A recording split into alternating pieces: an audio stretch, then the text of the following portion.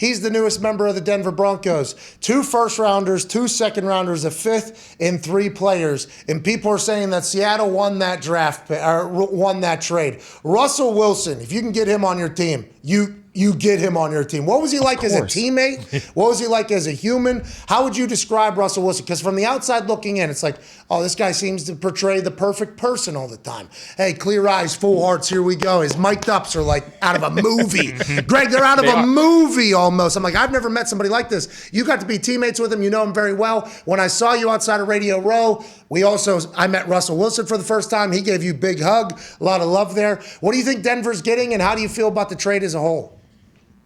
Yeah, I think the notion that Seattle won that trade is a bit interesting. I think you could say it.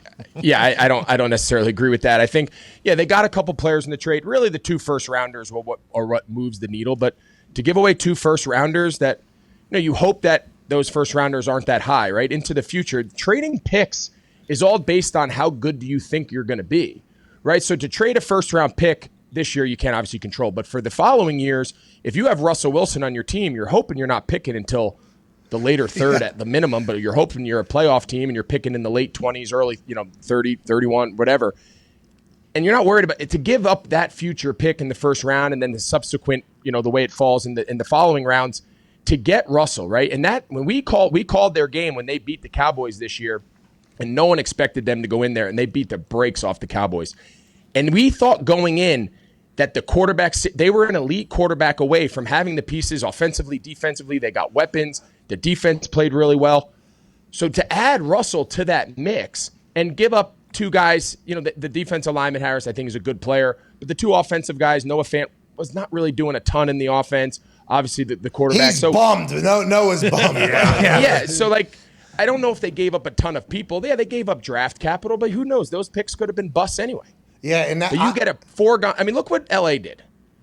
They don't have a first-round pick. Yeah, but they got Jalen Ramsey. They got Matt Stafford. They're getting real dudes. Greg, Tampa, Denver with Peyton, Matt Stafford, now Russ. I mean, it's just it feels like all these other elite quarterbacks. It's going to be hard not to look around and be like, well, if I leave, even though I love this place, which I think Russ just put out a tweet to Seattle, forever grateful for Seattle. I'm sure he has a lot of love. His restaurants he goes to up there, the people he knows, his neighbors, whatever.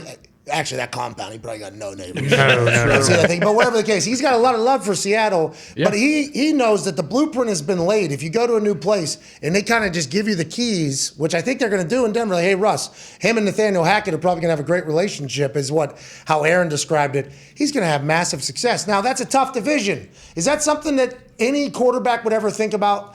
Greg, I said this yesterday. Those quarterbacks at that level, and people are talking about Aaron staying in the NFC, smart, hard road through the AFC or whatever. It's Aaron doesn't give a damn about that. Russell going in the AFC West. Russell's they're in my division now, right? That is, I don't think the separation between how fans and pundits view that versus how these quarterbacks view it is vastly different, I think. Am I wrong in thinking that, you think, Greg? No, I don't think you're wrong at all. I think from the outside, the reality is, yes, the hard division does change your ability to win it. It does change your ability to get a higher seed, home field potentially is the number 1, or however that works. Yes, on the outside looking in, that's all real. Internally, guys like Russ, guys that just really operate at that high level. I know you guys have Aaron on a lot, similar mindset. Those guys are not sitting around saying, I'm going to dodge this team, I'm going to dodge this division. They don't process things like that. They approach every situation that you have to worry about me, right? I'm coming into your division, so now you have to be on notice, right? LA, and they don't view things the other way around, and that's the true competitive spirit that a lot of these really unique guys have.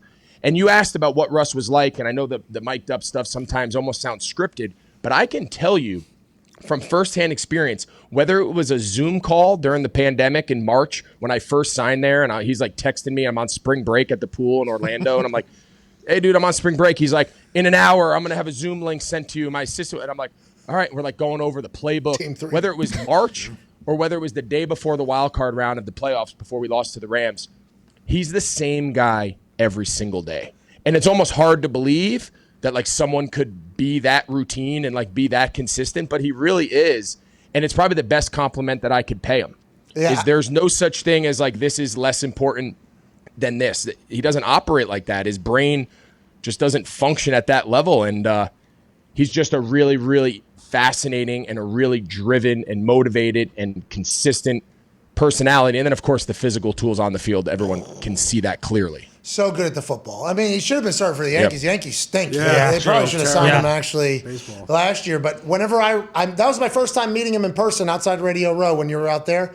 That was and I literally said to him, I'm like, hey, Russ, man, massive respect, dude. Obviously, I thought you were like a movie character, but then everybody says you're the same person all the time. And he was like, oh, I appreciate that, man. Like that, he was like super cool. I said, I'm gonna send a request at some point for you to come on the show. Feel free to tell me to go fuck myself. I heard you say that. I walked away. I was laughing my ass off. I was like, that was such a pro move by McAfee. I was like, he did the sly, like, hey, I'm gonna ask you. But seriously, dude, say no. It's not a big deal. Like, it was such a good backhanded. It was very well hedged. Whoa, no. I wanted him to know. It was very well hedged. Thank you. I felt pretty good about it. Because now if he does turn you down, he's like, yeah, I told him to. It's fine. I told him. Bingo. Yeah, well, I'm not going to tell anybody when we send a request, so nobody's going to know. Like, we are not going to publicize that. But him on on the Manning cast was awesome.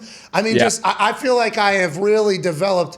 Because it's hard to believe that he's a real human. And I think, like, in the NFL, in the locker room, especially a quarterback, like, that's a position where the team has to rally around and believe, and, like, you have to be the guy. That's how the NFL, we know it. We all know it. I was very lucky to be a part of some great teams that had incredible quarterbacks. But every time I heard him mic'd up, I'm like, I would like to see like some of my friends deal with this guy doing like the movie quotes almost. And if he's like that every single day, people have to fucking love being around him because that's an energy that you can't get.